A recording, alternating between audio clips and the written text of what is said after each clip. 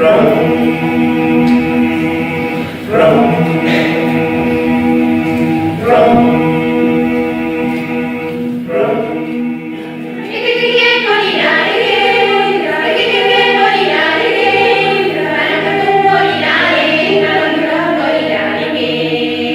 llama Jaucanigás porque, bueno, Jaucanigás era una de las primeras tribus que habitaron el sitio, la gran nación de los abipones, ¿no? Y esta gran nación se dividía en tres parcialidades. Una de ellas era Jaucanigás. Jaucanigás significa gente del agua, y a eso se debe el nombre del sitio de Ramsar.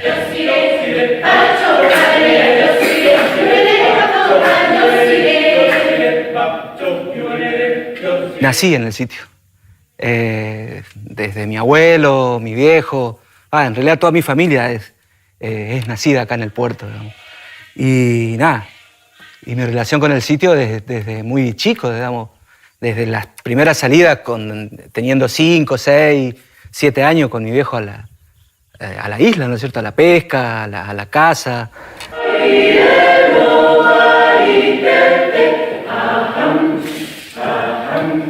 Yo soy un convencido que a través de la gastronomía se puede dar valor a la pesca, ¿no? Sobre todo en este caso el sábalo que estamos cocinando acá y alguna otra especie como el surubí o el pacú o la palometa inclusive.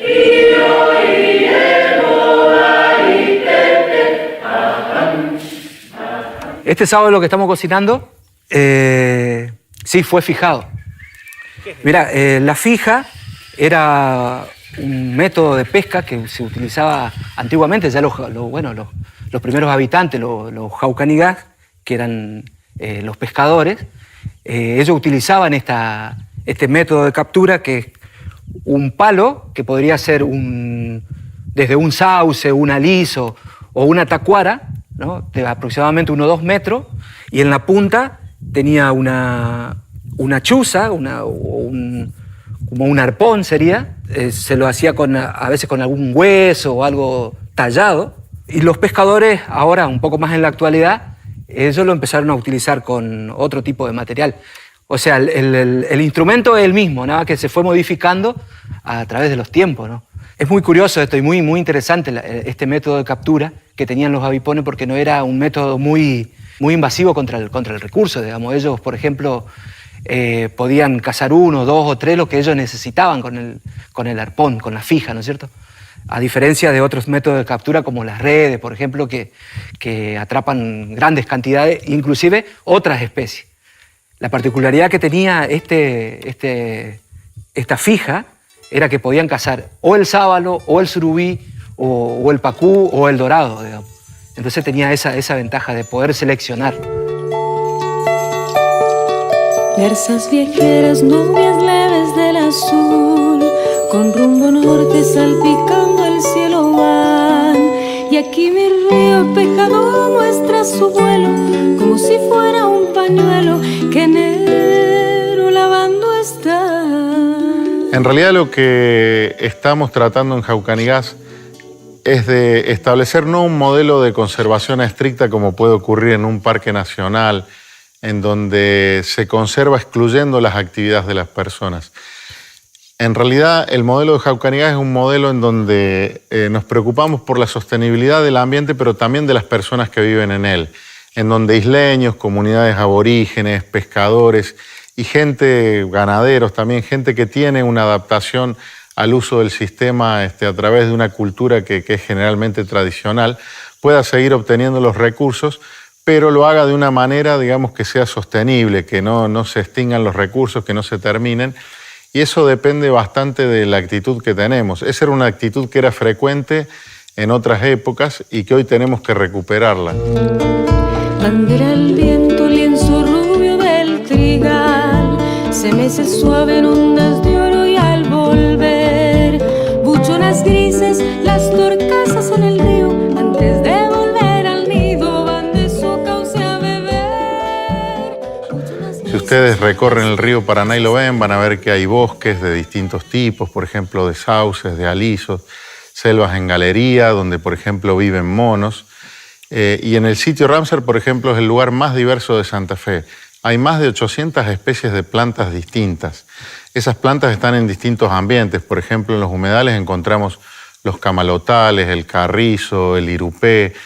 En los bosques encontramos árboles muy importantes como el ibirapitá, el Francisco Álvarez, la picanilla, el laurel de río. Estos hábitats contienen también una fauna extremadamente diversa. Es también el sitio más diverso de la provincia de Santa Fe. Sapos y ranas hay aproximadamente 50 especies, reptiles, lo que serían yacarés, tortugas, serpientes, iguanas, lagartijas. Aves hay aproximadamente 350 especies. Las aves son un grupo muy numeroso porque, por ejemplo, tenemos un gran grupo de aves que se alimenta de peces, como los gaviotines, las garzas, el biguá. Tenemos también aves de bosques que viven en los bosques que les comentaba que son muy diversos. Está el tucán, por ejemplo, en algunos lugares del sitio Ramsar Jaucanigás. Mamíferos estamos cerca de 70, 80 especies, entre las que podemos mencionar el lobito de río, el carpincho, el mono carayá. Podemos mencionar también el ciervo de los pantanos, que queda una pequeña población en el sitio Ramsar en un lugar muy alejado. Y bueno, eso hace que la naturaleza aquí sea todavía muy importante y si bien ha sido afectada en parte, todavía encontramos especies amenazadas como el aguaraguazú, el lobito de río, el ciervo de los pantanos que hoy mencionaba también.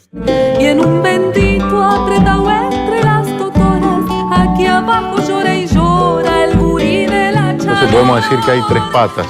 Si bien la economía es importante, también es importante que un reparto equitativo de lo que se obtiene y también es muy importante que no se malversen los recursos naturales y también hay actividades, digamos, que pueden ir reemplazando las actividades extractivas que generalmente generan problemas. Por ejemplo, esta región se ha elegido hacer pesca con devolución y en otras regiones por ahí se pesca masivamente a través de redes.